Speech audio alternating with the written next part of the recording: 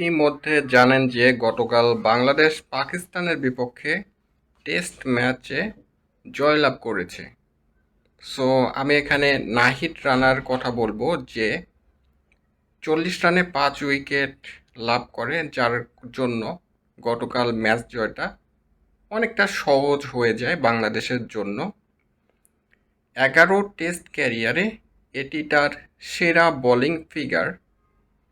এর আগে 5 উইকেট পেয়েছিল 2024 সালে 61 রানে, আর সেটা ছিল ওয়েস্ট ইন্ডিজের বিপক্ষে। আর টেস্টের চতুর্থ ইনিংসে বাংলাদেশের প্রথম পেসার হিসেবে তিনি 5 উইকেট লাভ করেন। আর টেস্টের এর আগে তাসকিনের ছিল সেরা, 4 উইকেট সে পেয়েছিল 37 রান দিয়ে চতুর্থ ইনিংসে 2023 সালে আফগানিস্তানের বিপক্ষে।